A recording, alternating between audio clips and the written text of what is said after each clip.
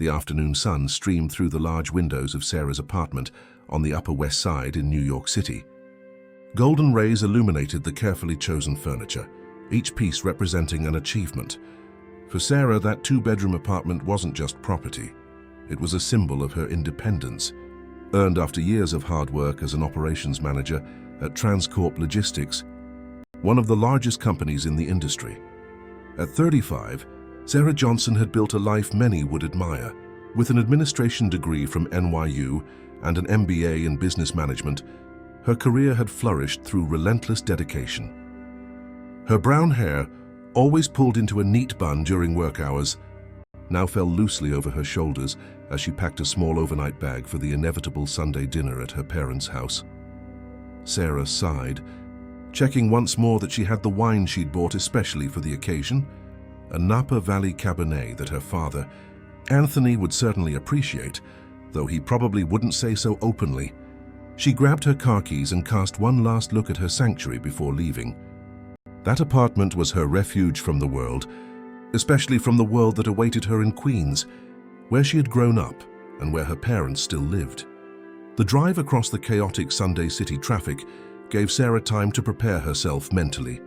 Every visit to her parents' house was like walking into an emotional minefield. The subtle comments, the constant comparisons, the looks of disapproval disguised as concern.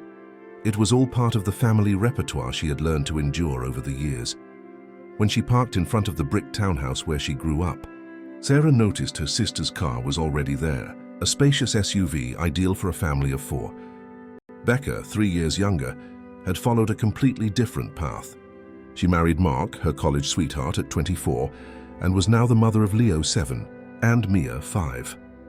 In the eyes of Lorraine, their mother, Becca had done everything right. Sarah, "I thought you'd never get here," Lorraine exclaimed as she opened the door, her tone wavering between relief and reprimand. At 62, she remained elegant, with hair dyed a shade of brown that disguised the gray, wearing a simple but well-pressed dress. "Hi, Mom. Traffic was terrible," Sarah replied, handing her the wine bottle.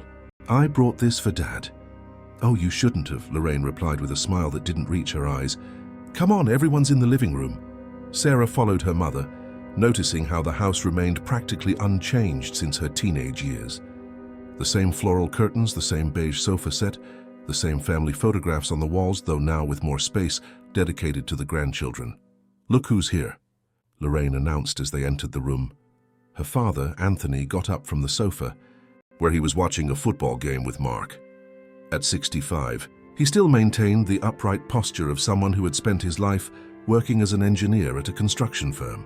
The wrinkles on his face had deepened, but his eyes, the same hazel shade as Sarah's, still shone with intelligence. "Hi, honey," he greeted her with a brief hug. "I brought some wine for you." "Dad?" Sarah said, watching his eyes light up momentarily. "Thanks. I'll save it for a special occasion," he replied, carefully placing the bottle on the sideboard. In the corner of the room, Becca played with her children. Seeing her sister, she stood up, adjusting the floral dress that highlighted her still slender figure, despite 2 pregnancies. "Finally, sis. I thought you were going to bail on us," she commented with a smile that Sarah couldn't decipher as sincere or not. "Hi, Becca. Hi, kids. How are my favorite niece and nephew?" Sarah bent down to receive enthusiastic hugs from Leo and Mia. "Did Aunt Sarah bring a present?" asked Leo, looking hopefully at his aunt's empty hands. "Leo," Becca scolded. "That's so rude." Sarah smiled. "Not today, champ. But I promise I'll bring something cool next time." "Aunt Sarah always promises, but she never brings anything," Leo muttered, returning to his toys. The child's innocent comment stung Sarah like a needle. Was this how her family saw her? As someone who made empty promises? "Let's go to the table, dinner is ready," Lorraine called, interrupting her thoughts. Sunday dinner at the Johnson house followed an almost sacred ritual. The table was set with the lace tablecloth, the set of china reserved for special occasions, and traditional dishes, roast beef, mashed potatoes, gravy, and green beans that Lorraine had been making for as long as Sarah could remember.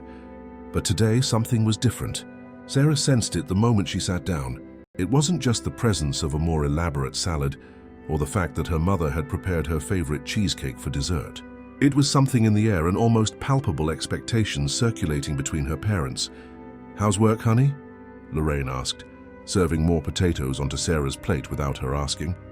Sarah frowned slightly, surprised by her mother's genuine interest in her professional life. "It's going well, Mom. I'm coordinating the rollout of a new fleet tracking system. It's very challenging, but I'm enjoying it." "That's nice, dear," Lorraine replied, exchanging a quick glance with Anthony. "And the apartment? It can't be easy taking care of such a big place all by yourself, can it?" "Ah, so that was it." Sarah's stomach tightened. The sudden interest had a purpose. "Actually, it's not hard," she replied cautiously. "I like having my space. And I have a cleaning lady who comes once a week, so I manage to keep everything organized." "But it must be lonely," Becca commented, shaking her head with false concern. "I don't know how you stand all that silence. I'd go crazy."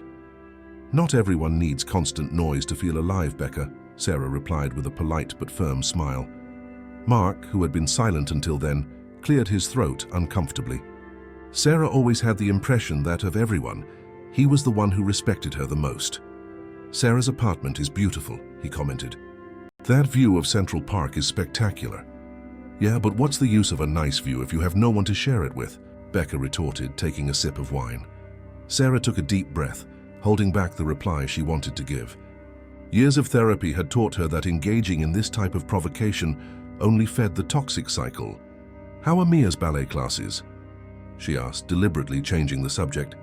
The conversation followed safer topics for the rest of the meal, but Sarah couldn't shake the feeling that something bigger was coming.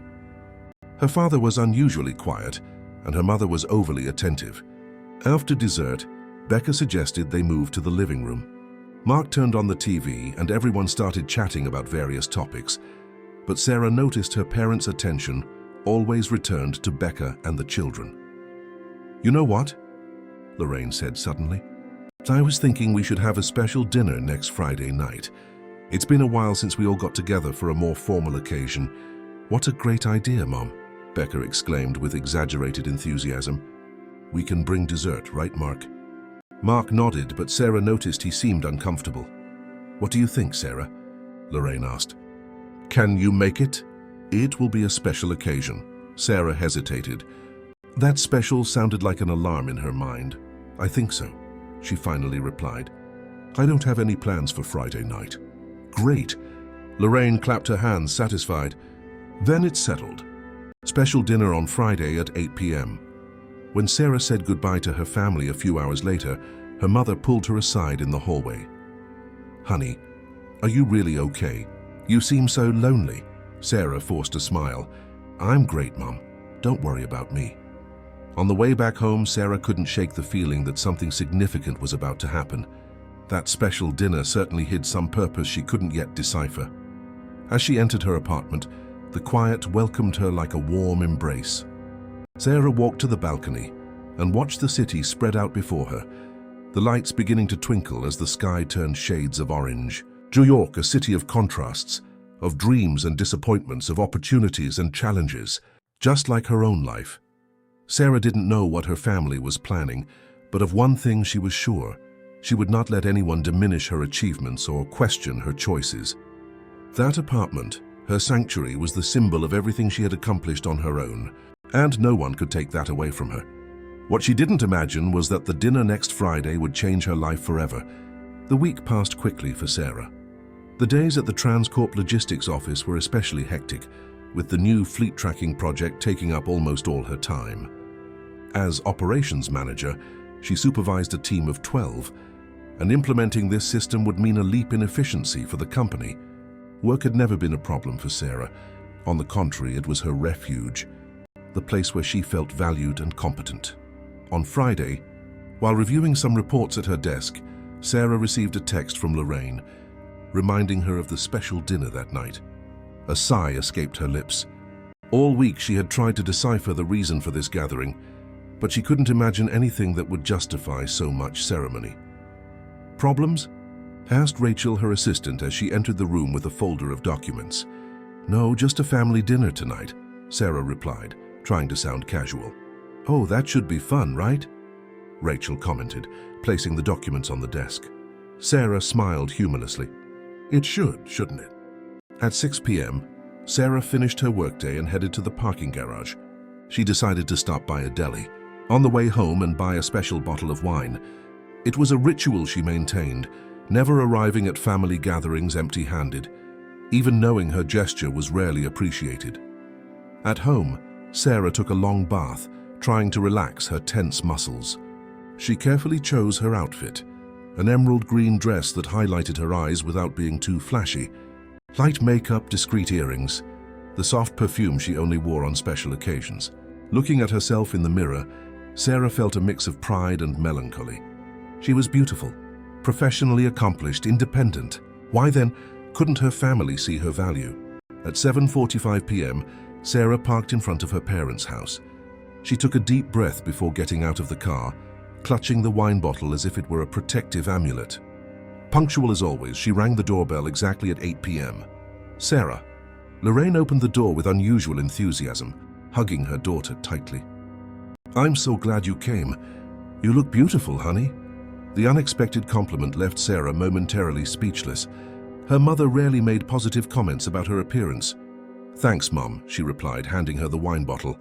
I brought this to go with dinner. Oh, how thoughtful, but you didn't have to. Your father bought champagne for tonight. Champagne? Sarah's apprehension grew. What exactly were they celebrating? As she entered the living room, she found her father chatting animatedly with Mark. Anthony smiled when he saw her standing up to greet her. Honey, so good to see you, he said, kissing her cheek. You look very elegant. Thanks, Dad, Sarah replied, growing more suspicious of the warm reception. Becca, sitting on the sofa with the children, waved to her sister. Hi, sis. That dress looks good on you. Thanks, Becca, Sarah said, forcing a smile. Hi, kids. How are you? Leo and Mia ran to hug their aunt, and for a moment Sarah felt genuinely happy. She adored her niece and nephew, despite the complicated relationship with her sister. Aunt Sarah, look what I made in school, Mia exclaimed, showing her a colorful drawing. It's beautiful, Mia. Sarah praised, admiring her niece's art. It's our family, the girl explained. Look, this is Grandpa, this is Grandma. This is Daddy, this is Mommy, this is Leo, this is me, and this is you. Aunt Sarah. Sarah smiled upon seeing the stick figure representing her in the drawing, slightly apart from the others. Even in the innocent perception of a 5-year-old, she was the one on the outside. Everyone to the table, Lorraine called, interrupting the moment. Dinner is served. The table was impeccably set with the finest china Lorraine owned. Sarah noticed her mother had prepared all her favorite dishes: shrimp scampi, broccoli rice, caprese salad. Even the garlic bread she had loved since childhood was there. This only increased her unease. Shall we open the champagne? Anthony suggested, picking up the bottle that was chilling in an ice bucket. With a characteristic pop, the cork flew, and Anthony served the bubbly liquid into crystal flutes that Sarah didn't remember ever seeing before. A toast? Lorraine proposed, raising her glass. To family, the most precious thing we have. Everyone raised their glasses, and Sarah followed the gesture mechanically. As she took the first sip, she observed the faces around the table.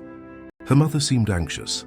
Her father avoided her gaze. Becca had a smile Sarah couldn't decipher, and Mark looked uncomfortable. The meal proceeded with superficial conversation. Lorraine asked about Sarah's work with unprecedented interest. Anthony commented on politics and football. Becca talked about the kids' activities. It seemed like a rehearsed scene of a happy family. But Sarah knew these people too well to believe the charade. It was only when Lorraine served dessert, a chocolate trifle, another of Sarah's favorites, that the true purpose of the evening began to reveal itself. Honey, Anthony began, clearing his throat, how is your work? That project you mentioned on Sunday. It's going well, Dad, Sarah replied cautiously. We're in the final implementation phase. Good, good, Anthony nodded. And you still like this job? Your life in New York? Sarah frowned. Yes, why wouldn't I? Oh, it's just that New York is so hectic, so stressful, Lorraine commented. And that apartment of yours so big for one person, don't you feel lonely? Ah, there it was again. Sarah took a deep breath, trying to control her rising irritation. No, Mom, I like my space and my independence. But isn't it natural for a woman to want, a family of her own? Lorraine insisted. Mom, we've talked about this. I don't need a husband or children to feel complete. An uncomfortable silence fell over the table. Becca broke it, placing her spoon on her empty dessert plate with more force than necessary. Sarah, you know we love you, don't you? The sister's sickly sweet tone made Sarah narrow her eyes. I know, Becca, why do you ask? Because we have a proposal for you, Lorraine interjected, leaning forward in her chair. A proposal we believe is in the best interest of the whole family. Sarah felt her stomach drop. What kind of proposal? Anthony cleared his throat, taking on the role of spokesman. Sarah, you know how much we value your independence, right? You're a strong, determined woman, and we're very proud of your achievements. That sounded nothing like her father. Sarah had never heard him speak like that. And precisely because of that, he continued, we think you're the most sensible person to understand a delicate issue we've been facing. What issue? Sarah asked, though she already felt a chill run down her spine. Becca sighed dramatically before answering. Sarah, the situation at my house is complicated. With the kids growing, we need more space. You know what the real estate market is like today. It's almost impossible to find something affordable in a good neighborhood. Sarah was beginning to understand where this conversation was heading, and the realization left her momentarily speechless. That's why, honey, Lorraine intervened, we thought maybe you could help your sister. Your apartment is large and you live alone. The champagne flute almost slipped from Sarah's fingers. She looked incredulously at each face around the table, searching for any sign that this was a sick joke. Are you suggesting that I give my apartment to Becca? She asked, her voice barely a whisper. It's not like that, honey, Lorraine explained quickly. It's just a way to help your sister, who needs it more than you do right now. Of course, you wouldn't be left without a roof. You could come live with us until you find another place. Or we could pay you rent, Becca added, as if offering a huge favor. A fair amount, of course. Sarah felt her face flush. She looked at Becca, who held an expectant expression, as if she was already counting on her sister's agreement. Mark beside her looked mortified, avoiding looking directly at Sarah. Are you asking me to give up my apartment? Sarah repeated, still trying to process the absurd proposal. An apartment I bought with my own money, the fruit of my labor. You don't need to put it in those terms, honey, Anthony said, trying to appease her. We're just thinking about the good of the family. And let's face it, you don't need such a big apartment living alone. That sentence was the last straw. Sarah felt years of frustration bubbling up inside her, threatening to overflow. I don't need it. Her voice came out louder than normal. You think that just because I'm single and don't have children, my needs are less important? That I can just give up what I've worked so hard for to satisfy Becca's desires? It's not a matter of need, Sarah, Becca retorted, her tone now harsher. It's a matter of priority. Leo and Mia need space to grow, to have a healthy life. And I don't deserve my own space? My own life?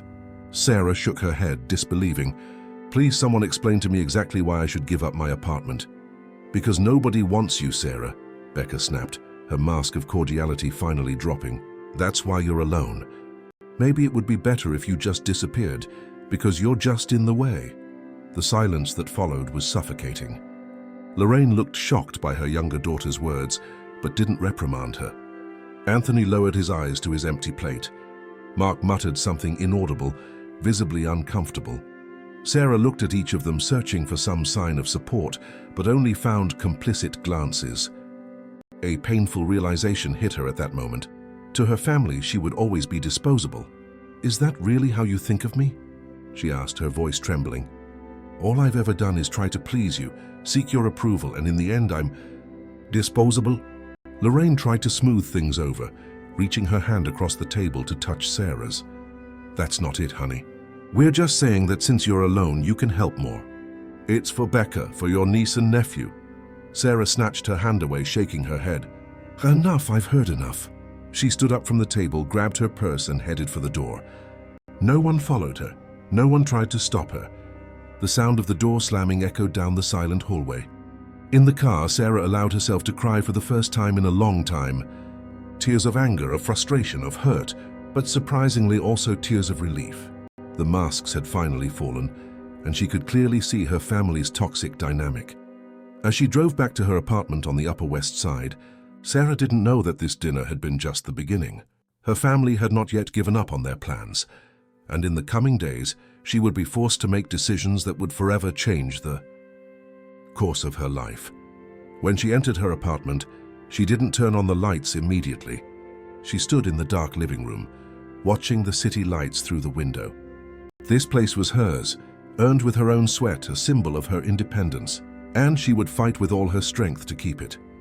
Sarah didn't know it yet, but she was about to discover a strength within herself that even she didn't know she possessed. Sarah didn't sleep well that night. She tossed and turned, mentally replaying the dinner scene, every cruel word from Becca echoing in her mind. Nobody wants you, Sarah. How could her own sister be so merciless? And even more painful, how could her parents sit there in silence without defending her? Saturday dawned grey and overcast, perfectly matching her state of mind. Sarah got up late, a rarity for someone with her discipline. She made a strong coffee and sat on the balcony, watching the city as it began to be shrouded in a light drizzle. So characteristic of New York.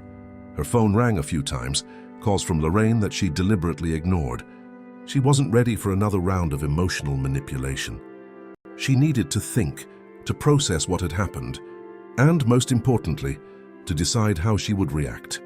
In the mid-afternoon, just as she was considering ordering food and spending the rest of the day binge-watching a series, her intercom buzzed. Sarah frowned, not expecting visitors.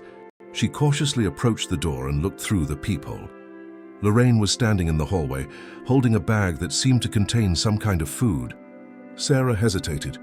Part of her wanted to ignore her mother, to pretend she wasn't home. But she knew Lorraine was persistent. She would stand there ringing the buzzer until she was let in. With a resigned sigh, Sarah unlocked the door. "Mum," she said simply, without inviting her in. "Sarah," Lorraine replied, her eyes quickly assessing her daughter, noting the oversized sweatshirt and unkempt hair. "Can I come in?" Sarah stepped aside, allowing her mother to pass. Lorraine entered, looking around as if she were evaluating the apartment. "I brought a blueberry coffee cake," she said, holding up the bag. "I know you like it."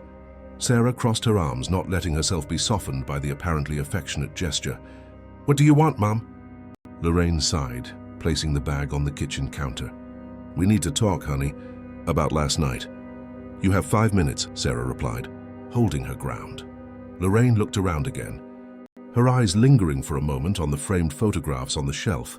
Sarah at her graduation, Sarah receiving an award at work, Sarah on a trip to Hawaii. No family photos. "It's a beautiful apartment," Lorraine commented. "Spacious, well located. I understand why you like it so much." Sarah narrowed her eyes, sensing the direction the conversation was taking. "Mom, if you came here to try and convince me to give my apartment to Becca, you're wasting your time." Lorraine sat on the sofa, suddenly looking tired. "Sarah, please understand. It's not easy for us. Your sister is struggling, and her house really is small for the children. And that's my problem because," Sarah retorted. "Because we're family," Lorraine exclaimed, as if that explained everything. "Families help each other in difficult times." Sarah laughed humorlessly. "Funny you should talk about family now, Mum. Where was that spirit of unity when Becca said nobody wants me? When she suggested I should disappear? You didn't say anything. You didn't defend me." Lorraine looked down, at least having the decency to appear ashamed. "Becca spoke without thinking in the heat of the moment. She regrets it." "She regrets it so much she didn't even come to apologize," Sarah observed. "Besides, are you here to apologize or to keep pressuring me about the apartment?" Lorraine hesitated, and that hesitation told Sarah everything. "That's what I thought," she said, shaking her head. "You're not worried about my feelings, about how hurt I was yesterday. You're only worried about your plan." "It's not like that, honey," Lorraine protested weakly. "Of course I care about you. I just think you're being a bit inflexible." "Inflexible?" Sarah felt the anger rising again. "You're asking me to give up my home, my space, my independence, to satisfy Becca's whims, and I'm the inflexible one? They're not whims, Sarah. They're real needs. Leo and Mia need separate rooms, a place to study, to play. And why does that have to be resolved at my expense? Becca and Mark both work. They both have good jobs. Why don't they look for another bigger place that fits their budget? You know what the real estate market is like, honey. Prices have skyrocketed. So what? I faced the same market when I bought this apartment. So I saved, I made sacrifices, I planned. Why can't Becca do the same? Lorraine sighed deeply. Please, Sarah, think about it. You're a generous person, you always have been. This would be an opportunity to help your sister, your niece and nephew. Sarah crossed her arms, studying her mother's face intently. Something didn't add up about this insistence. It wasn't just about the well-being of Becca and the kids. There was something more. What is Becca and Mark's real situation, Mom? She asked suddenly. Are they in financial trouble? Is that it? The brief look of panic that crossed Lorraine's face was answer enough. So that's it, Sarah continued. They don't need more space. They can't afford the house they're in. Lorraine looked uncomfortable, nervously fiddling with the hem of her blouse. Mark had some setbacks at work. Nothing serious, but they're in a tight spot temporarily. And instead of telling me the truth, you invented this whole story about the kids needing more space. Sarah shook her head, disbelieving. Why weren't you honest with me from the beginning? Because we know your pride, Sarah. We knew you wouldn't agree to help if you knew it was about money. Sarah took a deep breath, trying to control the anger that threatened to overwhelm her. It's not about pride, Mom. It's about respect. You didn't respect me enough, to be honest. Lorraine was silent for a few moments, apparently out of arguments. Finally, she stood up. All right, honey. I see it's no use insisting today, but please think about it. It's your niece and nephew who are at stake. Sarah walked her mother to the door, remaining firm. Do we have to talk about this again, Mom? Yes, Lorraine replied, already in the hallway. How about you come for dinner tomorrow? All of us. We can talk more calmly without the kids around. Sarah was about to refuse, but something stopped her. An idea was beginning to form in her mind. I have one condition, she said. What is it? Lorraine asked, hopeful. I'll make dinner here in my apartment. You, Dad, Becca, and Mark, come here. We can talk calmly and I can reconsider. Lorraine's face lit up. Of course, honey. What a great idea. That way you can show the apartment to Becca, she can plan where to put the furniture. I haven't promised anything yet, Mom, Sarah interrupted. I just said I'd reconsider. Of course, Lorraine nodded quickly. Is 7 p.m. tomorrow good? Perfect, Sarah replied, already closing the door. See you tomorrow. As soon as her mother left, Sarah picked up the phone and dialed a number. After a few rings, a male voice answered. Mr. Davis? This is Sarah Johnson. Remember that matter we discussed last month about asset protection? We need to implement that immediately. After hanging up, Sarah opened her laptop and started researching. If her family wanted a war, she was prepared to fight and win. Sunday dawned sunny, a contrast to the previous day. Sarah woke up early, with renewed determination. She spent the morning tidying the apartment, not because she cared about the impression it would make on her family, but because she needed everything to be perfect for what she had planned. At 3 p.m., she went out shopping. She carefully selected the ingredients for dinner, everyone's favorite dishes. She wanted everything to seem like a genuine attempt at reconciliation. As she prepared the food, she mentally reviewed her plan. It was risky but necessary. Her family had crossed a line, and Sarah had no intention of backing down. At 6:30 p.m., the intercom buzzed. It was Mr. Davis, her lawyer. He came up quickly, carrying a folder with documents. Everything is ready, Sarah, he said, handing her some papers. The transfer is complete. The property is now in the company's name as requested. Here is a copy of the documents. Sarah signed where indicated and put the papers in a desk drawer. Thank you, Mr. Davis. I knew I could count on you. Mr. Davis smiled. This strategy will protect your assets from any attempt at pressure. If someone tries to force you to give up the apartment, they'll have to deal with corporate matters, which makes everything much more complicated. That's exactly what I needed, Sarah replied, walking him to the door. Remember, the lawyer said before leaving, you are now just a tenant in the property, technically speaking. The owner is the company SJ Consulting, of which you are the majority shareholder. No one can force you to leave or to cede the apartment without a lengthy legal process. Sarah smiled, satisfied. Perfect. Thank you again. At 7 p.m. on the dot, the intercom announced her family's arrival. Sarah took a deep breath. put on a smile and pressed the button to let them in. Minutes later, they were all gathered in the living room. Lorraine seemed anxious, Anthony uncomfortable. Becca was sizing up the apartment with covetous eyes, and Mark looked genuinely ashamed. "Welcome," Sarah said, gesturing for them to sit. "Dinner is almost ready. Can I get you a drink while we wait?" "It smells wonderful," Lorraine commented, trying to break the ice. "What did you make, honey?" "A bit of everything," Sarah replied, pouring wine for the adults.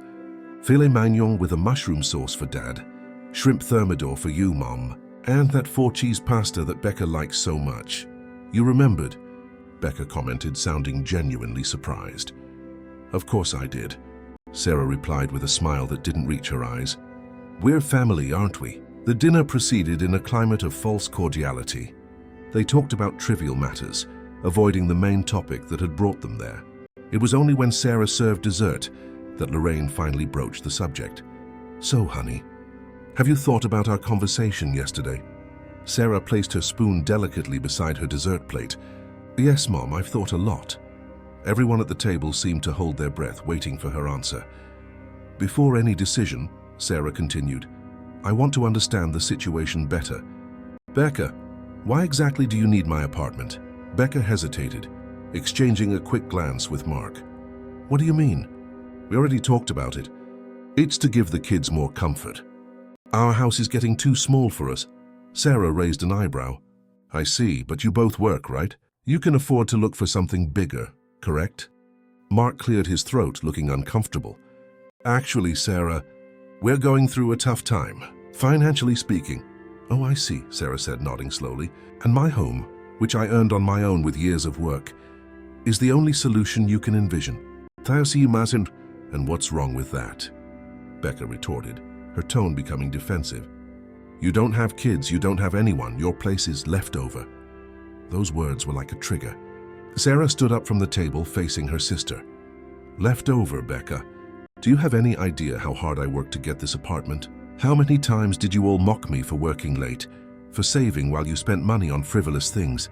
Now, just because I don't have kids or a husband, you think you have a right to what's mine?" Anthony tried to intervene. "Sarah, calm down. We're not saying we don't value what you've done, but you think you have more of a right to it than I do," Sarah interrupted, her voice firm. "Let's be honest here. This isn't about need, it's about convenience." A heavy silence filled the room. Sarah took a deep breath, picked up an envelope she had strategically left on the counter, and handed it to her mother. "Here are the documents for my apartment. I want you to see them with your own eyes."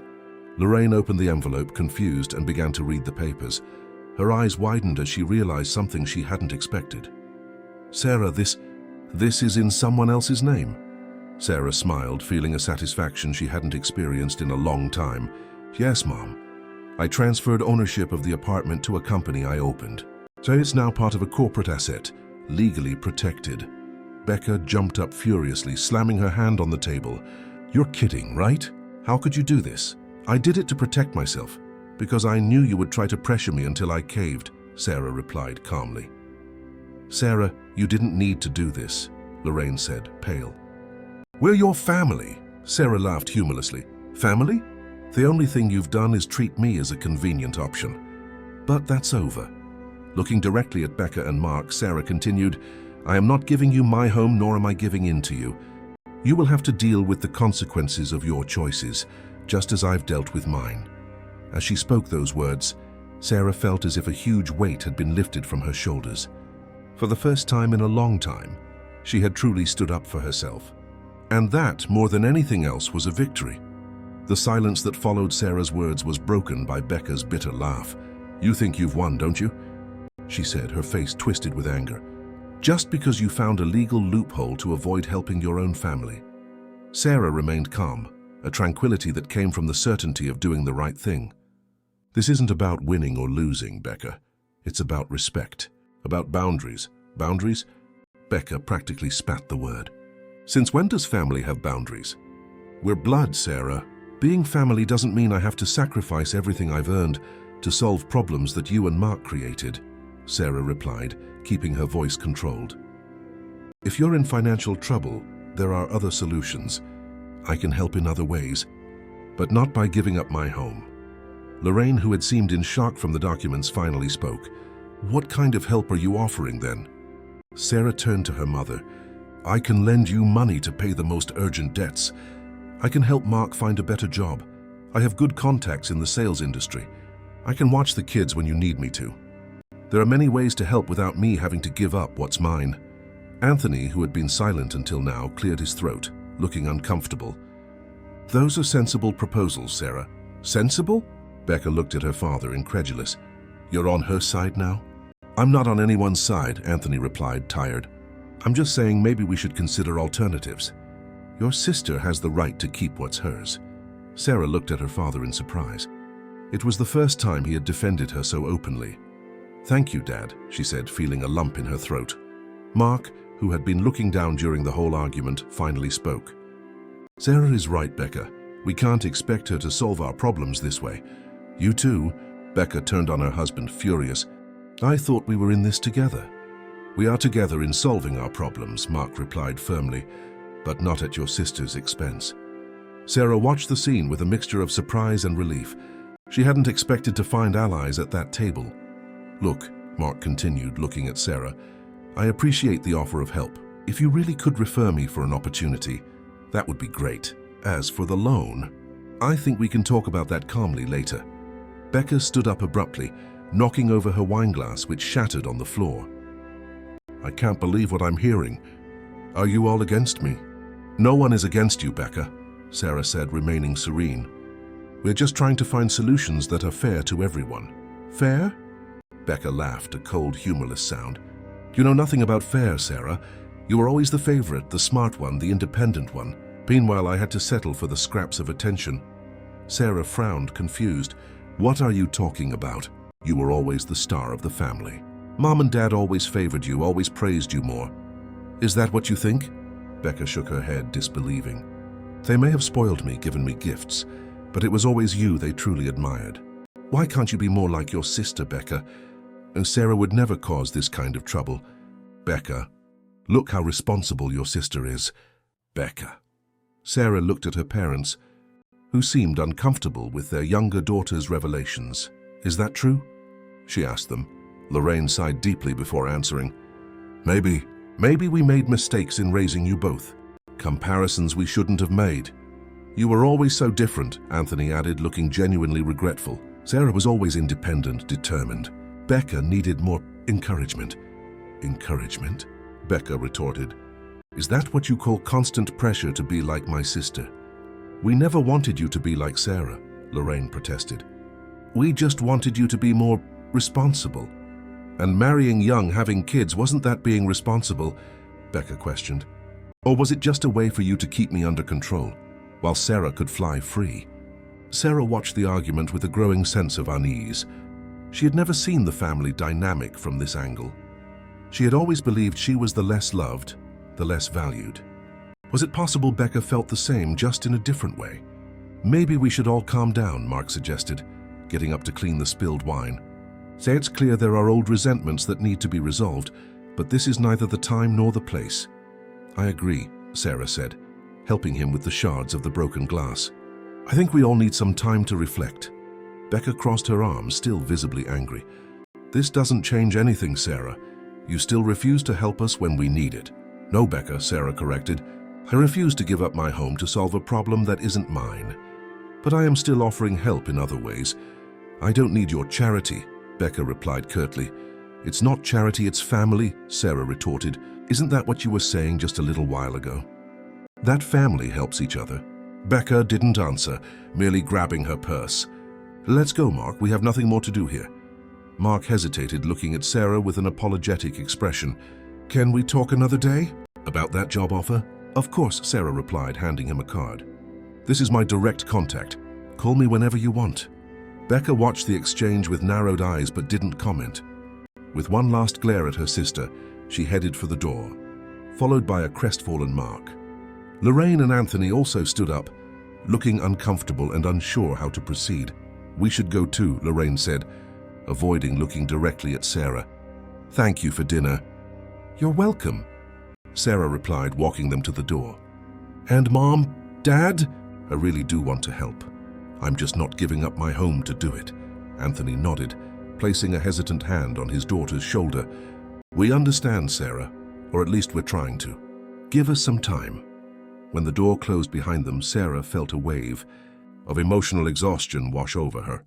She went to the kitchen, grabbed a leftover bottle of wine and poured herself a generous glass. She sat on the sofa, watching the city lights through the panoramic window. The night had been revealing in many ways. Not only had she protected her assets, but she had also begun to see her family in a new light. Becca's bitter words, though painful, had revealed a truth Sarah had never considered, that her sister also carried childhood wounds, also felt inadequate, also fought for approval. For a moment, Sarah felt a pang of empathy for her sister. Perhaps under all that hostility, there was just an insecure girl who grew up feeling constantly compared to her older sister. But empathy didn't mean giving in to unfair demands. Sarah had done the right thing by protecting what was hers, by setting clear boundaries. She would help her family, yes, but on her own terms. Her phone vibrated, interrupting her thoughts. It was a text from Mark. "Thank you for understanding. We'll talk soon." Sarah smiled slightly. At least one bridge hadn't been completely burned that night. The following days were quiet. Sarah dove into her work, focusing all her energy on the new project at Transcorp Logistics. The fleet tracking system was nearly complete, and the preliminary results were promising.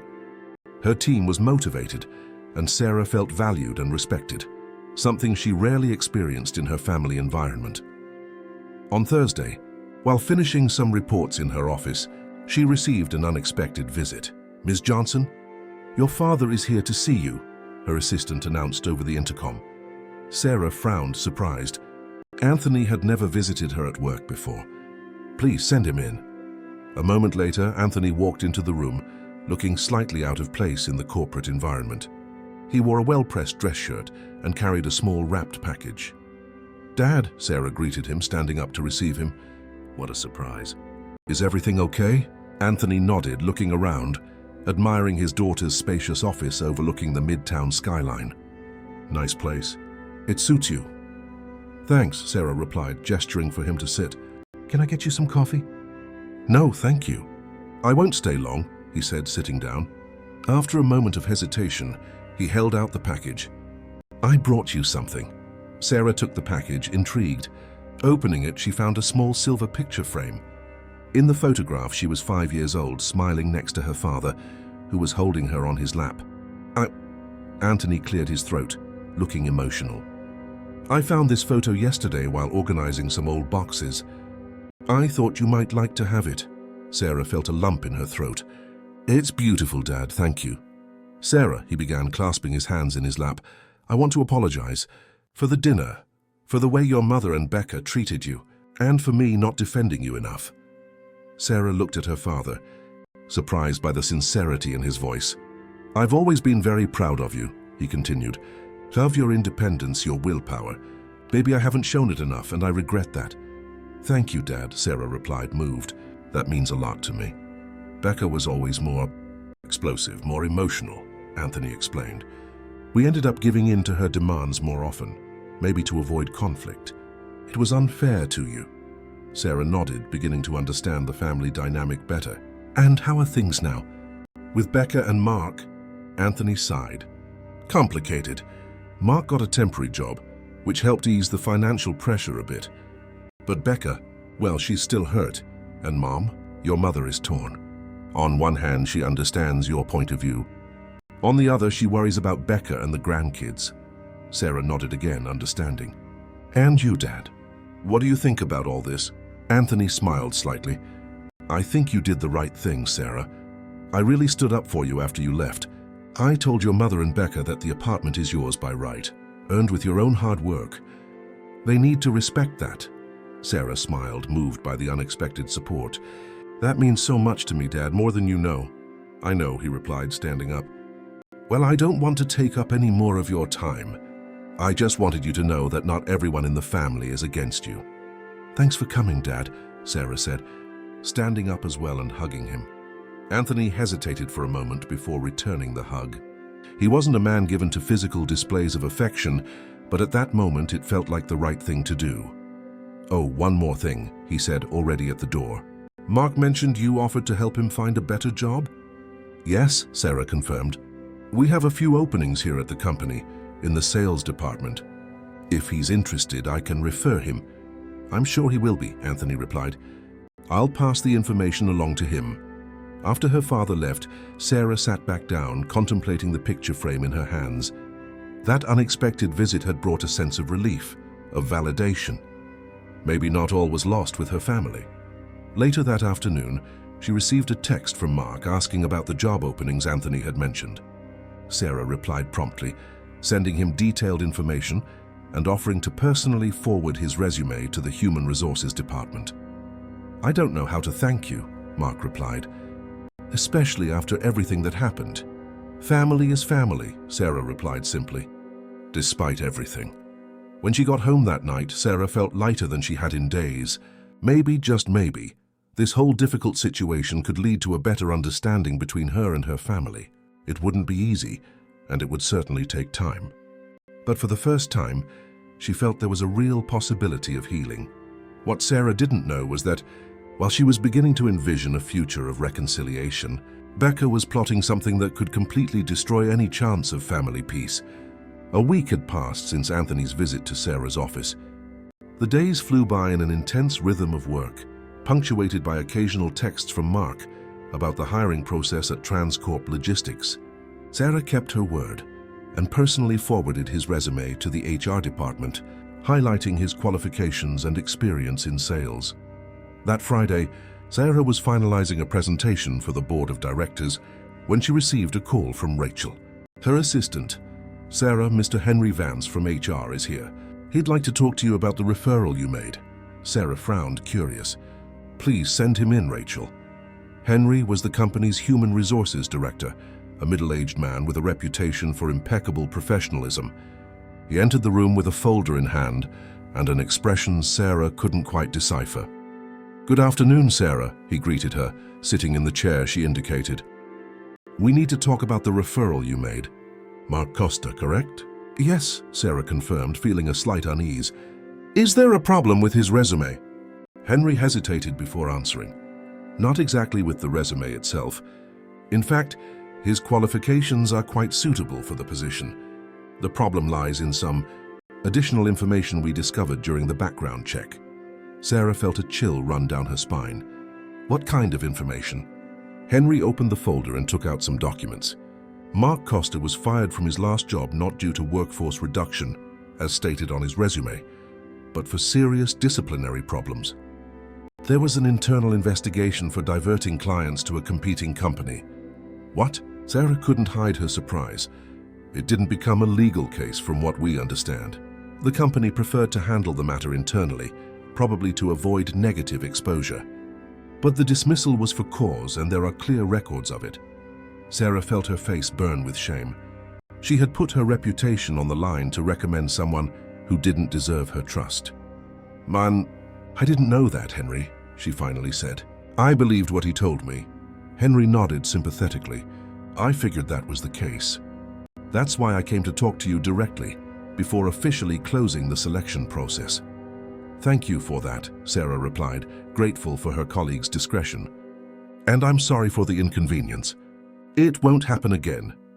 After Henry left, Sarah remained seated in her chair, trying to process what she had just discovered.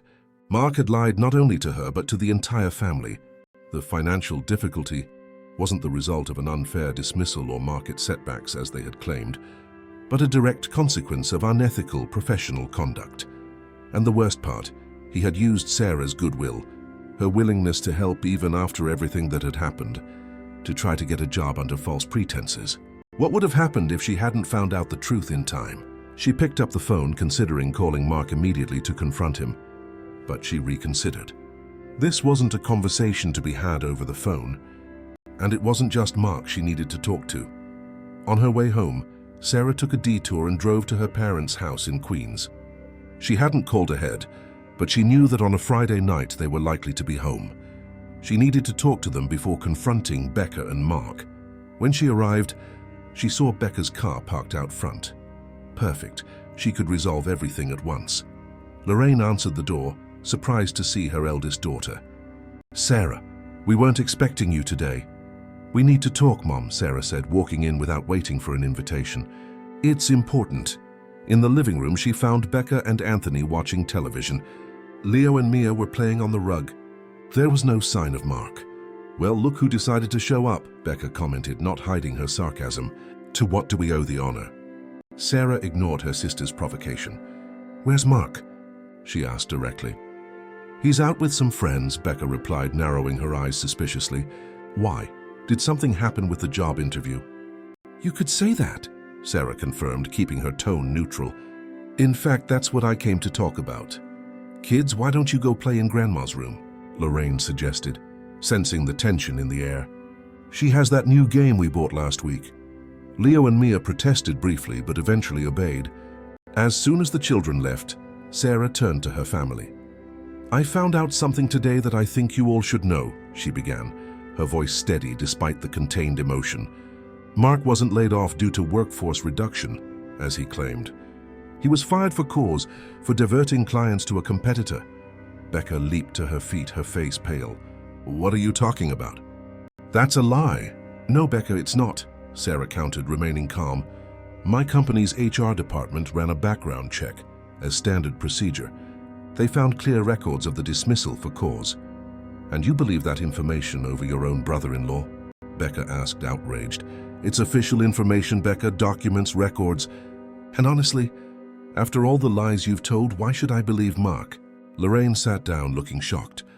"That can't be true. Mark always seemed so proper." "It's precisely because he seemed proper that he managed to deceive all of us," Sarah replied. "Including you, Becca. Or did you know about this too?" Becca's silence and averted gaze were answer enough. "My God," Sarah muttered, incredulous. "You knew. You knew the whole time." "It's not that simple," Becca defended herself, her voice trembling. "Mark was under a lot of pressure. That company didn't value his work, they underpaid him. So that justifies unethical behavior, betraying his employer's trust, lying to his family. You don't understand, Sarah. We have bills to pay, children to raise, and that gives you the right to lie, to manipulate, to try to take my house?" Sarah shook her head, feeling a mixture of anger and disappointment. "And then you come talking about family, about unity, about mutual help." Anthony, who had been watching the argument in silence, finally spoke. "Becca, you knew this the whole time and didn't tell us?" Becca collapsed onto the sofa, tears beginning to roll. "What did you want me to do?" "Expose my husband? Admit that we're bankrupt because of a mistake he made. It would have been more honest than trying to solve your problems at your sister's expense," Anthony replied, surprising everyone with the firmness in his voice. Lorraine looked at her husband, aghast. "Anthony, don't be so harsh." "No, Lorraine, enough coddling Becca. Sarah is right. What they did was wrong in every sense." A heavy silence fell over the room. Sarah watched her sister, who was now crying openly, her face hidden in her hands. Despite the anger, she felt a pang of pity. Becca had always been emotionally fragile, even behind the facade of strength she tried to maintain. "What's going to happen now?" Lorraine asked, worried. "Are you really bankrupt, Becca?" Becca lifted her face, her eyes red and swollen. "Almost. We have debts we can't pay, late mortgage payments. We're about to lose the house." "That's why you wanted mine," Sarah concluded, the pieces of the puzzle finally fitting together. "It wasn't just for more space for the kids. You can't afford the house you're in, and you wanted an easy solution to the problem." "Easy for us, you mean?" Anthony corrected. "At your sister's expense." "So what do you suggest, Dad?" Becca asked between sobs. "That we live on the street? That the children sleep under a bridge?" "Of course not," Anthony replied. "But there are other solutions. You can sell the house, rent something smaller temporarily, until you get back on your feet financially. You can live with us for a while if necessary." "Live here?" Becca looked horrified at the idea. "At almost 30 with 2 kids, a husband." "It's better than trying to take your sister's house," Anthony retorted. Sarah watched the family dynamic with a new perspective. For the first time, she felt that her father was truly on her side, defending her, recognizing her value. It was a strange but comforting feeling. "I can still help," she said finally. "Not with the house, but in other ways. I can lend you money to pay the most urgent debts." So I can help Mark find another job. Not at my company, obviously, but I have other contacts. The important thing is that we are honest with each other." Becca looked up at her sister, a mixture of surprise and suspicion in her gaze. "Why would you still want to help us after everything?" Sarah sighed. "Because we're family, Becca. Despite everything, despite the hurt, the resentments, the unfair comparisons, I'm not going to abandon you when you need help. I'm just not going to allow myself to be manipulated or used." Lorraine looked at her eldest daughter with something that looked like admiration. "You have a good heart, Sarah." "It's not about kindness, Mom. It's about doing what's right on my terms." At that moment, the front door opened and Mark walked in, looking tired. When he saw Sarah in the living room, he froze, confused. "Sarah, what are you doing here?" "Hi, Mark," Sarah replied calmly. "We were just talking about you, actually. About your dismissal for cause from your last job." Mark's face visibly paled. He looked at Becca, who averted her gaze, still crying. How did you know?" he asked, his voice barely audible. "Standard background check from my company," Sarah replied. "Why did you lie, Mark? Why weren't you honest with me when I offered to help?" Mark collapsed into a chair, looking defeated. I was ashamed. I knew you wouldn't help me if you knew the truth. You're right, I wouldn't have helped you get a job at my company. I wouldn't put my reputation at risk. But I could have helped in other ways if you had been honest." "We're desperate, Sarah," Mark admitted, his voice cracking. "We're about to lose everything." "When the idea of asking for your apartment came up, was it your idea?" Sarah asked, incredulous. No, Mark corrected quickly. It was Becca's, but I agreed. It seemed like the perfect solution to our problems." Sarah looked at her sister, who now kept her head down. "Becca, is that true? Was it your idea from the beginning?" Becca nodded slightly without looking up. "I was desperate, Sarah. The bills kept coming, the banks calling. I thought you, with your stable job, your organized life, could give up the house for us. And it didn't cross your mind to tell me the truth, to ask for help honestly?" "Would you have helped?" Becca asked, finally looking at her sister. "If I had come to you and said, 'Sarah, my husband was fired for diverting clients. We're drowning in debt. Can you help us?'" Sarah hesitated before answering. "I don't know, Becca, but at least it would have been honest." A heavy silence fell over the room.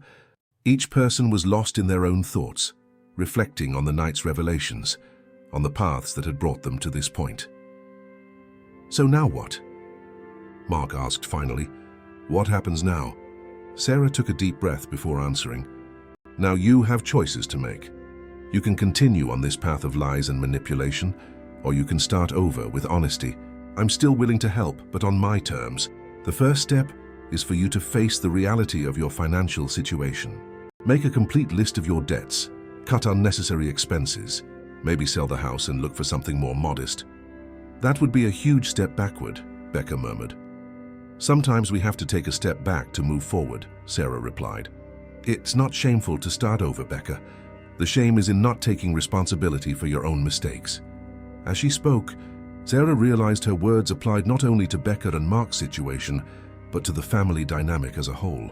For years they had maintained a facade of perfection, hiding resentments, avoiding confrontations, fueling unfair comparisons between the sisters. Maybe it was time for a new beginning for everyone. "I'll think about what you said," Becca finally said. "About the help, about starting over." "That's all I ask," Sarah replied, standing up to leave.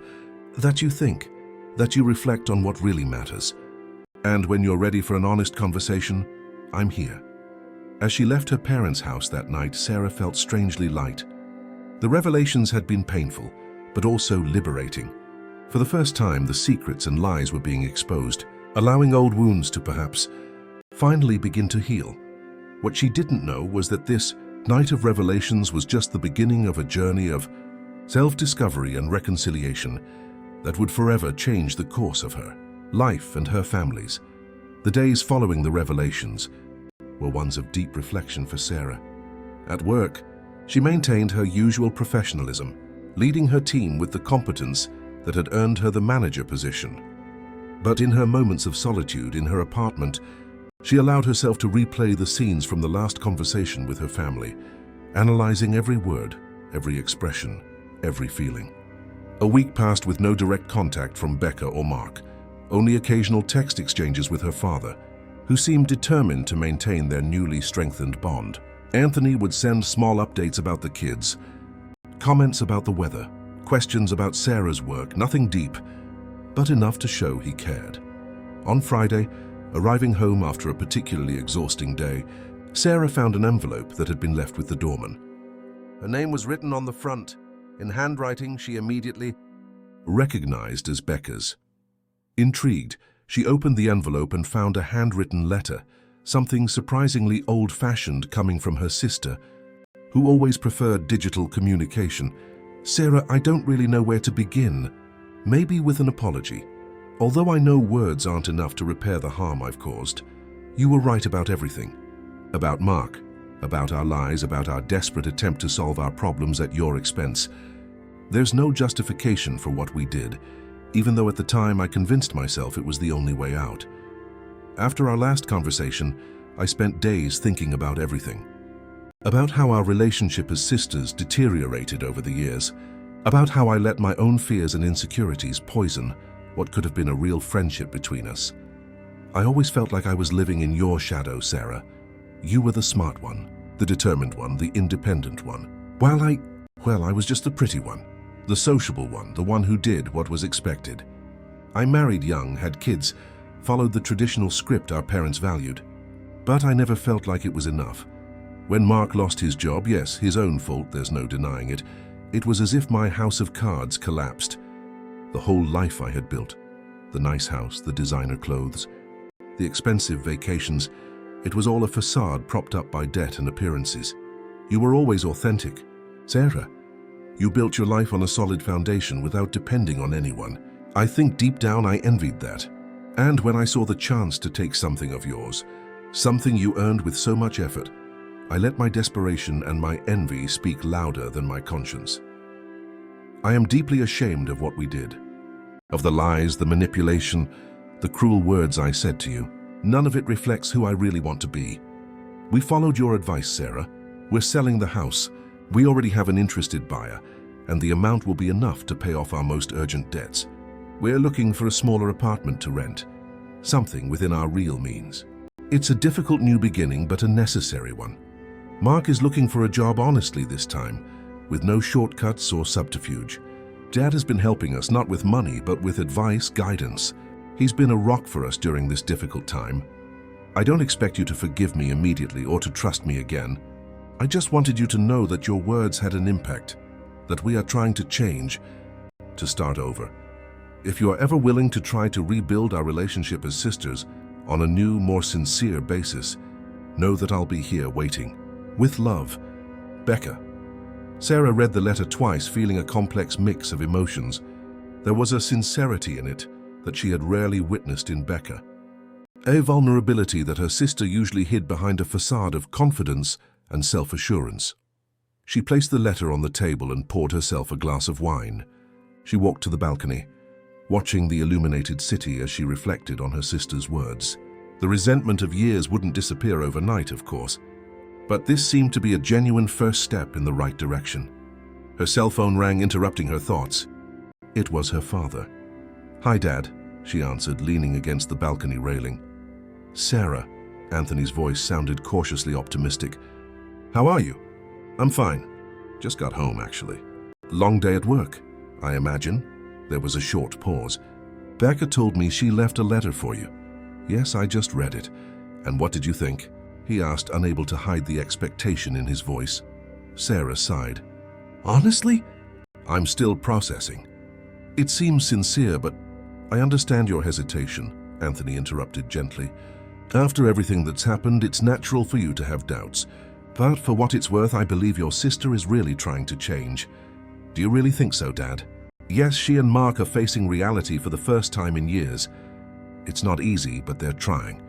The sale of the house is already in motion, and they found an apartment to rent near the kids' school." "It's a start," Sarah agreed.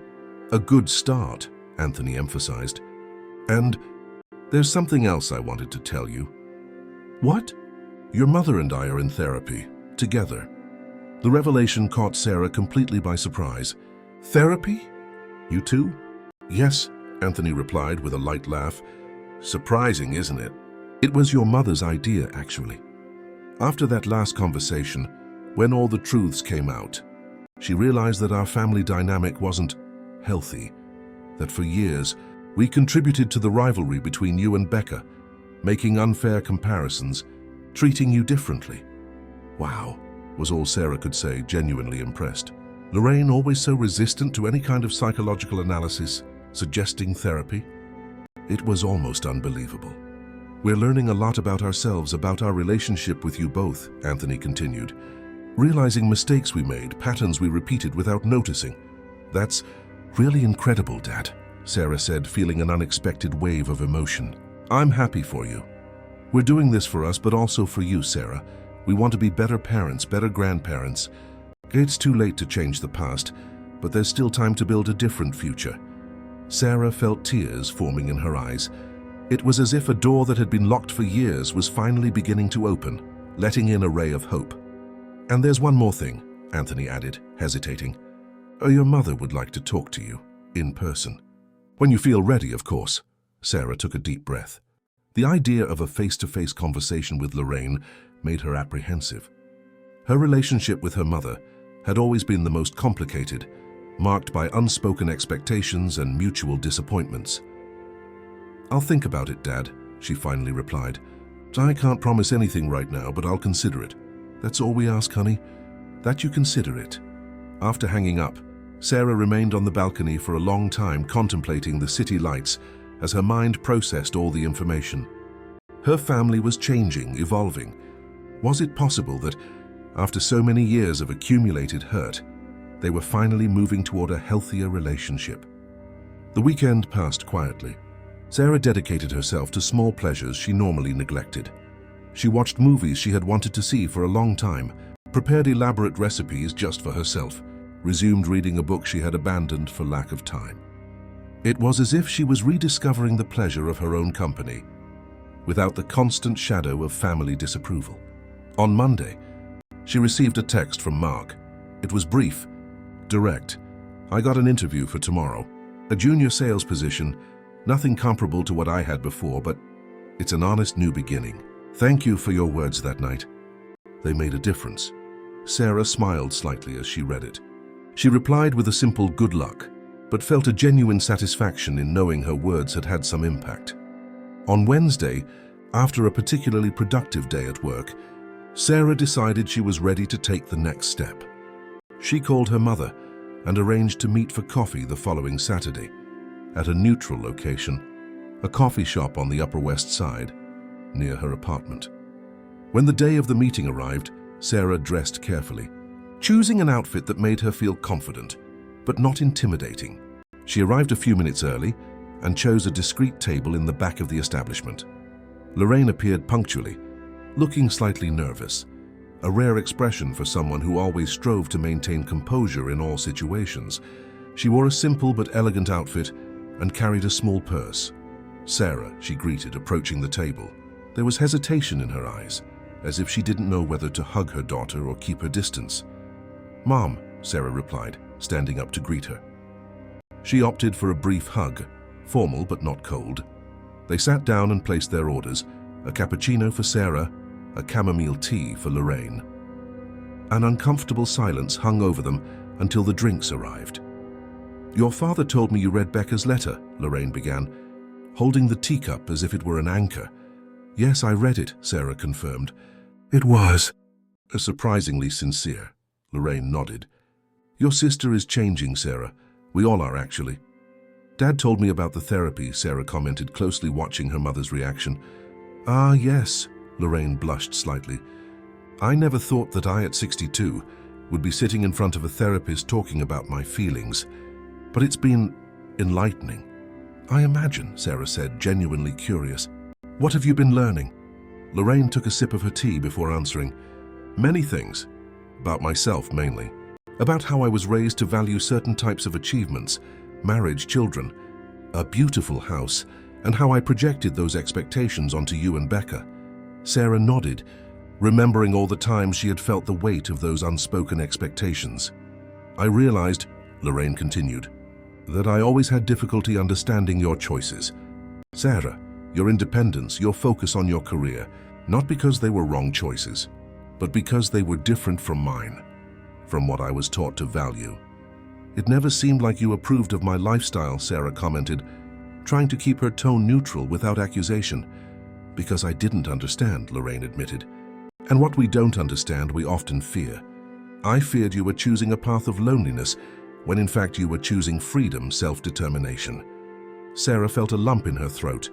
Hearing her mother verbalize these perceptions was more emotional than she expected. And with Becca, Lorraine proceeded, I made the opposite mistake.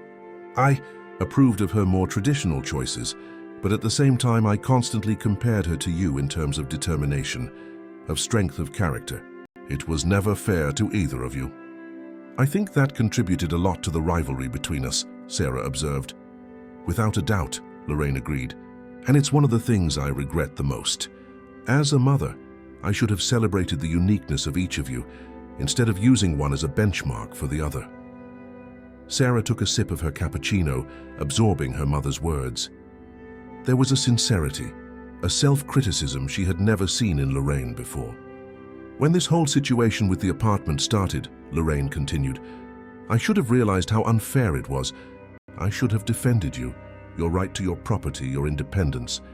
Instead, I let myself be carried away by my concern for Becca. For the grandkids, you always had a closer relationship with Becca, Sarah commented, unable to completely hide the hurt in her voice. Easier, perhaps. Not necessarily closer, Lorraine corrected. Becca was always more open, more demonstrative. You, since you were little, were more reserved, more self-contained, like your father. And I never learned how to cross that reserve, how to reach you. Sarah nodded, recognizing the truth in those words. I always felt like I needed to prove myself to you. Mom, that I was never good enough. Lorraine reached her hand across the table, lightly touching Sarah's hand, a rare gesture of physical affection between them. And I've always been so proud of you, honey, of your intelligence, your strength, your ability to stay true to yourself despite all the pressures. I just didn't know how to express it. A tear ran down Sarah's face, catching her by surprise. She quickly wiped it away, feeling vulnerable in a way she wasn't used to. I don't know if we can fix everything at once, Lorraine continued. There are years of hurt, of misunderstandings, but I'd like to try, Sarah, to build a different relationship with you, based on mutual respect, on genuine acceptance. Sarah took a deep breath, allowing herself to feel the sincerity in her mother's words.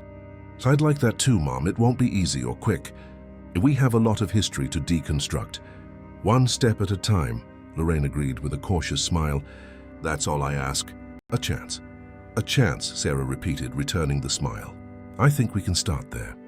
They continued talking for over 2 hours, touching on topics they normally avoided: fears, dreams, disappointments, hopes. It wasn't a perfect conversation. There were moments of tension, instances where old patterns threatened to re-emerge. But there was also something new, a genuine willingness on both sides to listen, to understand, to rebuild. When they finally said goodbye, the hug they shared was longer, warmer than the initial one. Sarah felt that something fundamental had changed between them. Not a complete transformation, but the beginning of a different path. As she walked back home, Sarah felt a lightness she hadn't experienced in a long time. She wasn't naive enough to believe that all the family problems were solved. There was still a long road ahead, especially with Becca. But for the first time in years, she felt hope. Hope that her family could finally become a place of acceptance and support, not of judgment and comparisons. What Sarah didn't imagine was that this process of family reconciliation would prepare her for another kind of new beginning. One that would involve not only healing old wounds, but also opening her heart to new possibilities. The weeks following the meeting with Lorraine brought a new dynamic to Sarah's life. Small gestures began to replace the distance that had characterized her family relationship for years. Occasional texts from her mother asking how her day was, invitations from Anthony for Sunday dinners without the usual pressure, and even photos of the kids sent by Becca, accompanied by brief updates on their lives. The transition wasn't perfect. There were still moments of tension, instances where old communication patterns tried to re-emerge. But for the first time in years, Sarah felt there was a genuine effort from everyone to change, to build something different. At work, the fleet tracking project had been successfully implemented, earning Sarah praise from the board, and even the promise of a promotion in the coming year. Her career, which had always been her safe harbor, continued to flourish. On a Friday in October, while organizing some reports at her desk, Sarah received a notification on her phone. It was a message from Helen, a friend from high school with whom she kept in sporadic contact, mainly through social media. Sarah, long time no see. We're organizing a high school reunion for next Saturday at the West Side Tavern. Nothing too formal, just to catch up. Are you coming? A lot of people have already confirmed. Sarah hesitated. Reunions weren't exactly her favorite thing. Although she had good memories of high school, she had never been part of the most popular group, preferring the company of a few close friends to large social circles. I don't know, Helen, she replied. I have some things to do on Saturday. Helen's response came almost immediately. Oh, Sarah, don't make excuses. It'll be fun. Gabriel Mason also confirmed he's coming. Remember him? You two were inseparable in senior. Jonas Gabriel Mason. The name triggered an unexpected wave of nostalgia in Sarah. Of course she remembered him, the boy with the easy smile and intelligent eyes who had been her best friend during high school. They shared a love for books, for philosophical discussions, for obscure films that no one else in their class appreciated. After graduation, they went their separate ways. Gabriel went to study in Europe. Sarah stayed in New York. They kept in touch for a while, exchanging occasional emails, until distance and new lives made communication increasingly rare, eventually ceasing altogether. He's back from Europe? Sarah asked, surprised. Yeah, a few months ago. He's living in New York again. I thought you knew. No, I didn't, Sarah replied, feeling a curiosity she hadn't experienced in a long time. Is he doing well? From what I saw at last month's get-together, yes. Seems happy, fulfilled. He's working in documentary photography or something like that. You should come, Sarah. I'm sure he'd be happy to see you. Sarah looked at the calendar on her desk. Saturday was in fact free. She had only planned to catch up on some reading, maybe watch a movie, the kind of solitary activity she so appreciated. All right, she finally decided. I'll be there. On Saturday night, Sarah found herself in front of the mirror, more anxious than she'd like to admit. She had changed her outfit 3 times, something completely out of character for her. She finally settled on a simple but elegant emerald green dress, with a delicate silver necklace and matching earrings. Arriving at the West Side Tavern, a relaxed place with soft lighting and ambient music, Sarah felt a flutter in her stomach that didn't match her usual self-confidence. She spotted the group of former classmates in a reserved area at the back of the establishment. Helen greeted her with an enthusiastic hug. Sarah, so glad you came. Come, let me introduce you to everyone, though you know most of them, of course. The first few moments were filled with recognitions, hugs, and quick updates on lives that had followed such diverse paths after high school. Sarah was surprised at how easily she integrated into the conversations, laughing at shared memories, genuinely impressed by the trajectories of her old classmates. She was pouring herself a glass of wine when she heard a familiar voice behind her. I wonder if the taste for Russian literature remains, or if it has evolved into something more contemporary. Sarah turned, an involuntary smile forming on her lips. Dostoevsky is still my favorite, if that's what you're asking. Gabriel smiled. That smile she remembered so well, sincere, warm, with a hint of amusement in his brown eyes. He was different, of course. The once rebellious hair was now shorter, well trimmed with a few grey strands at his temples that surprisingly suited him. He was leaner, more mature, but the essence, that vibrant energy, that intellectual curiosity that had always characterized him, remained intact. Sarah Johnson, he said, as if savoring the syllables of her name. 15 years later, and you still managed to leave me speechless. I thought I was the one who always ran out of arguments in our literary debates, she retorted, feeling strangely at ease, as if the years of separation had only been days. Only because I talked faster. Not because I was right, Gabriel replied, laughing. May I? He asked, indicating the empty seat beside her. Of course. They sat a little apart from the main group, and the conversation flowed naturally, like a river rejoining its course after a temporary diversion. Gabriel told her about his years in Europe. He studied photography in Paris, worked as a photojournalist in different countries, covered conflicts, documented natural beauty, captured the human essence in its most vulnerable and also its most sublime moments. "You always had a different way of seeing the world," Sarah commented, genuinely impressed with the career he had built. "And you always managed to see beneath the surface," he replied. "Remember that literature paper in senior year? When everyone analyzed the obvious aspects of Fitzgerald, and you were the only one who saw the deeper layers of social criticism." Sarah laughed, surprised he remembered such a specific detail. "You have an impressive memory." "Some things are impossible to forget," Gabriel said, his gaze holding hers for a moment that seemed to stretch beyond time. "And you? What happened to the girl who wanted to change the world with words?" Sarah told him about her path, her business degree, the MBA, the corporate career she had built. She spoke with pride of her professional achievements, but also admitted that the young idealist who dreamed of writing had been gradually replaced by the pragmatic executive. "I still write. Sometimes," she confessed, "short texts, reflections, nothing that anyone besides me reads." "You should share them," Gabriel suggested. "I always believed in your talent." The conversation continued, covering a variety of topics: recent books, independent films, changes in the city, life experiences, lessons learned. At some point, almost without realizing it, they began to talk about family relationships. "So you and your family are trying to rebuild your relationship?" Gabriel asked after Sarah shared a summary of recent events. "Yes, slowly. It's not easy, but for the first time in a long time, I feel like there's a real possibility of healing." "That's brave," he commented. "Many people prefer to cut ties permanently when there are such deep wounds." "I thought about doing that," Sarah admitted. "But I realized that as painful as some memories are, there's also a lot of love there. Complex, imperfect, sometimes distorted, but still love." Gabriel nodded, understanding. "And you? How's your heart? Anyone special in your life?" Sarah smiled, shaking her head. "Not lately.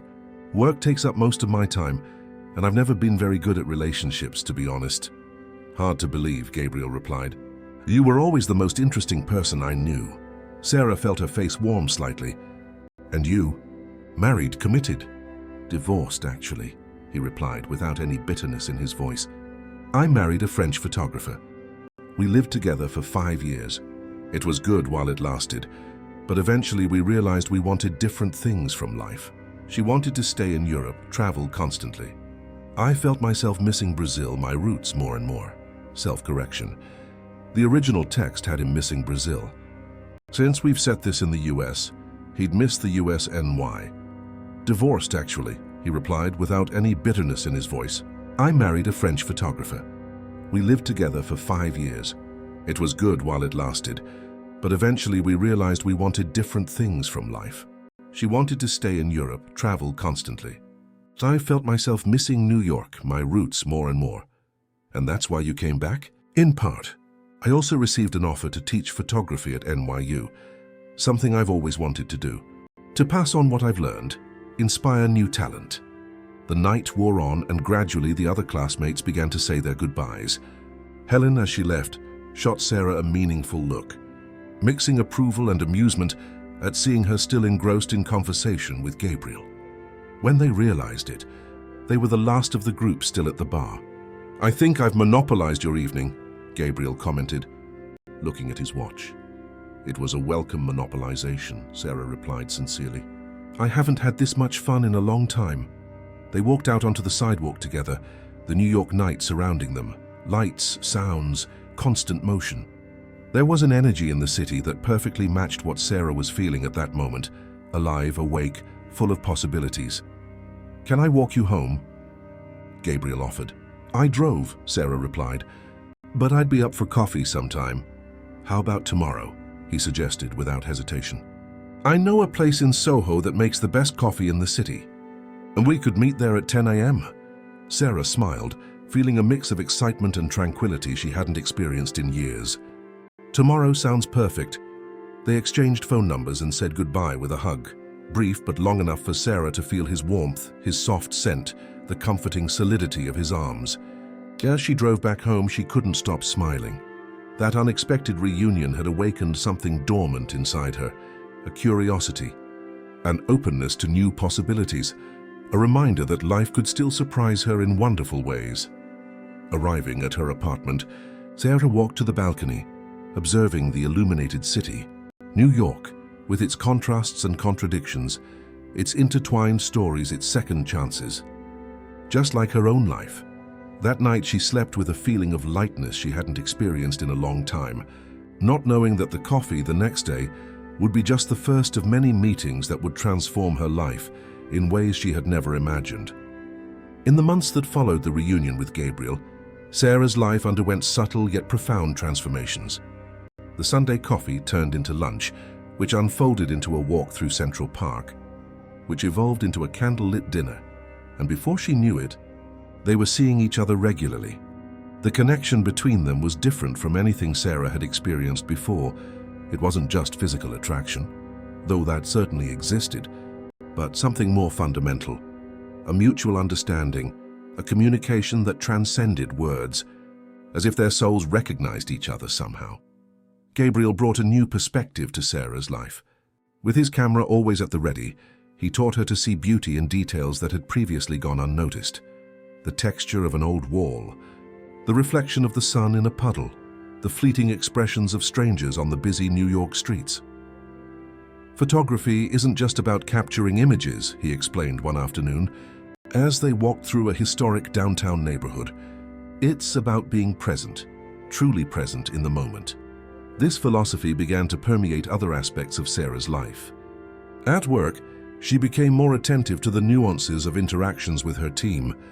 At home, she rediscovered the pleasure of small rituals, the aroma of freshly brewed coffee, the texture of an old book, the comfortable silence of a rainy Sunday. Alongside her burgeoning relationship with Gabriel, Sarah continued the delicate process of rebuilding her family ties. Sundays at her parents' house became more frequent, and although there were still moments of tension, there were also genuine laughs, meaningful conversations, and opportunities for healing. Becca and Mark had moved into a smaller apartment as planned. The transition wasn't easy, especially for Becca, who was used to a higher standard of living, but Sarah was surprised to see her sister adapting with unexpected resilience. "You know what's weirdest?" Becca commented during a lunch where the sisters met alone, something that hadn't happened in years. "I feel lighter now, like I'm finally living within my real means." Sarah observed her sister with curiosity. There was an authenticity to Becca that she had never noticed before, as if the layers of pretense and competitiveness were slowly dissolving, revealing the person she truly was underneath it all. "The kids seem happier too," Becca continued. "Leah was calmer at school, Mia is more confident. Our therapist says kids can sense when their parents are living a lie, even if they don't understand exactly what's wrong." "You're in family therapy?" Sarah asked, genuinely surprised. Becca nodded, a slight blush coloring her cheeks. "It was Mark's idea, believe it or not. He's changed a lot after everything that happened. He's really trying to be a better person, a better father, a better husband." Sarah felt a wave of emotion as she realized how much her family had evolved in recent months. It wasn't a perfect transformation, not a fairy tale happy ending. It was something more real, more authentic. Imperfect people sincerely trying to build healthier relationships. "And you and Gabriel?" Becca asked, changing the subject. "Mom won't stop talking about how happy you two seem together." Sarah couldn't help but smile. "We're good. It's different from anything I've ever experienced. He understands me in a way no one else ever has." "Have you thought about moving in together?" Becca asked with genuine curiosity, lacking the judgmental tone Sarah would have expected in the past. "We've talked about it," Sarah admitted, "but there's no rush. We're enjoying every step of the process." What Sarah didn't tell her sister, because it was still too new and precious to share, was the conversation she'd had with Gabriel the previous night in her apartment. They were on the balcony, watching the illuminated city, when Gabriel mentioned a photography project he was planning for the following year, an expedition through the Amazon, documenting river-dwelling communities and their relationship with the environment. 3 months immersed in the forest, he explained, his eyes shining with enthusiasm, capturing stories that need to be told, faces that are rarely seen, realities that most people don't know about. It sounds incredible, Sarah replied, feeling both admiration for the project and a tightness in her chest at the thought of 3 months without Gabriel. As if reading her mind, he turned to her, taking her hands in his. I want you to come with me, Sarah. The proposal caught her completely by surprise. Me? But my job, my responsibilities. I know it's a huge decision, Gabriel acknowledged, and I'll completely understand if it's not possible. But I've been watching for a while how you react when I read excerpts of your writing, when we talk about your old dreams of writing. Sarah felt her heart quicken. It was true that in recent weeks, she had shared some of her personal texts with Gabriel, reflections, short stories, observations on life.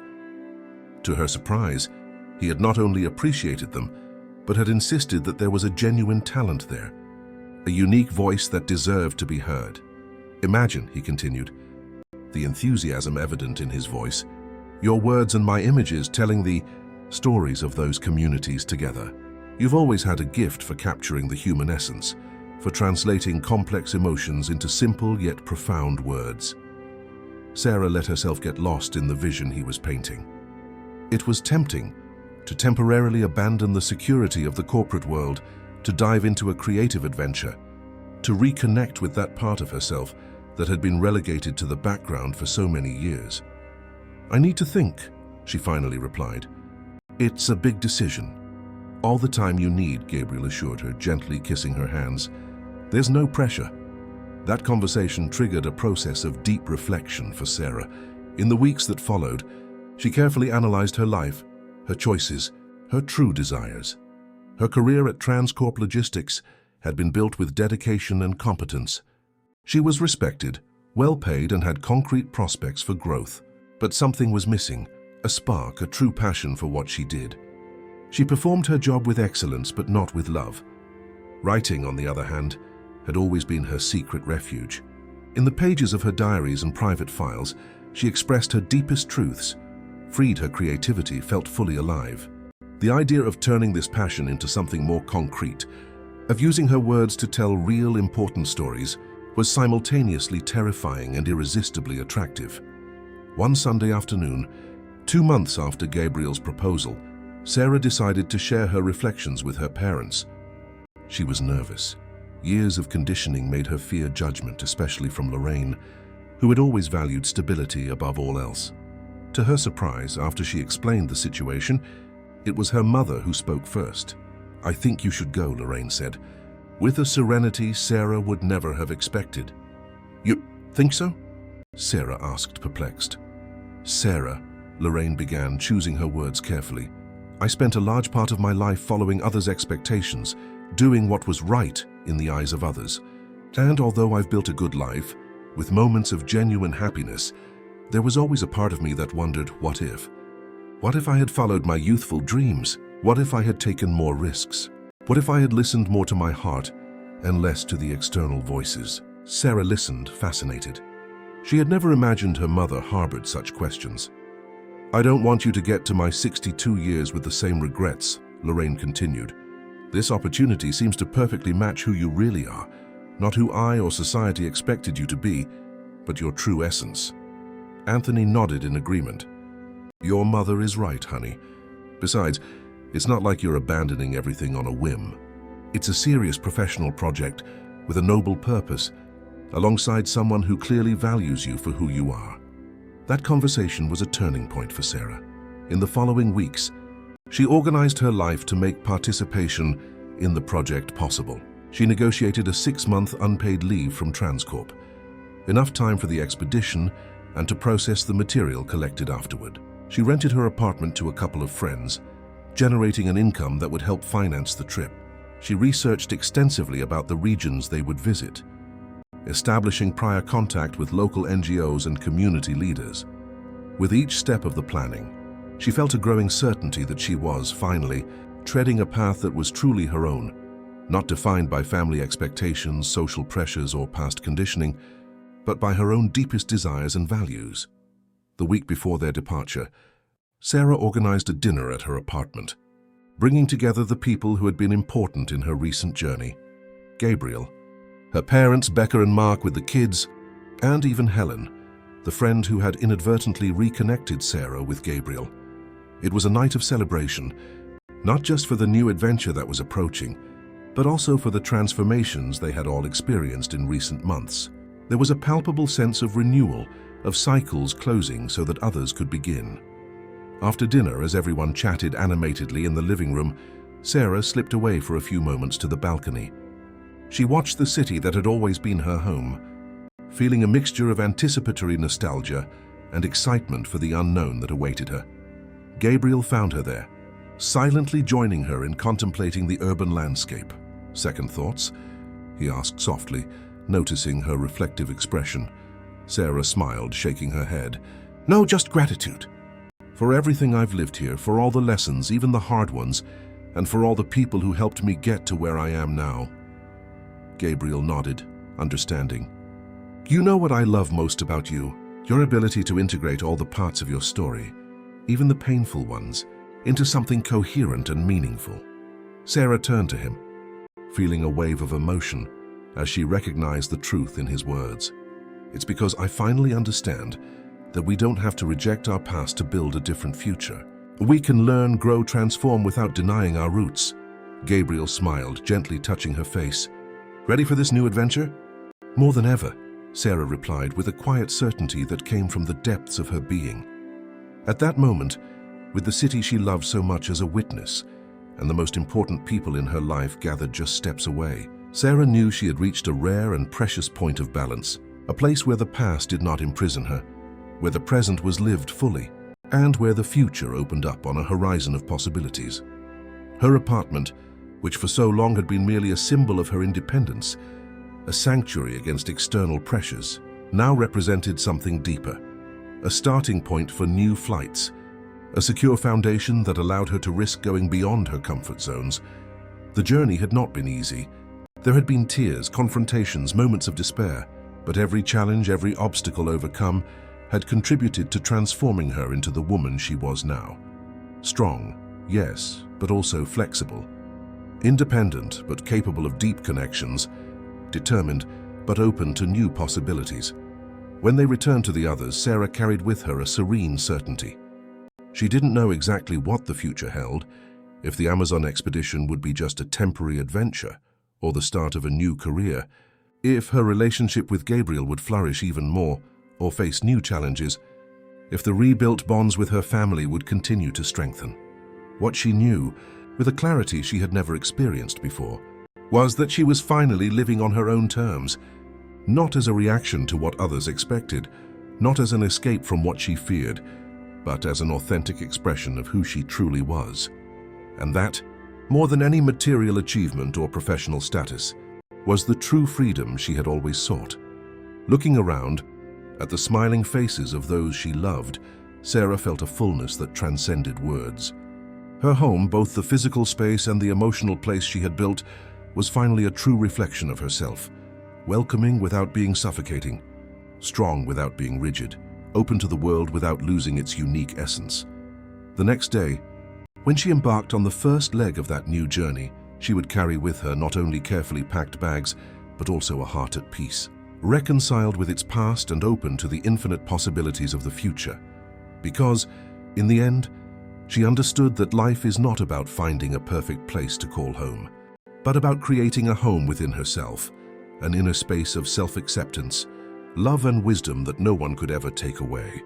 And with that understanding, Sarah was finally ready to fly. End of story, dear listeners. We hope Sarah's journey has touched your hearts. To follow other equally captivating and emotional stories, we've prepared a special playlist that you can find by clicking the link on the left. If this narrative of overcoming and self-discovery resonated with you, be sure to subscribe to our channel and give this video a like. Every day we bring new stories that explore the complexity of human relationships and the paths to personal fulfillment. Share in the comments which moment from Sarah's story touched you the most, and if you've experienced similar situations in your own family. We look forward to hearing your own journeys.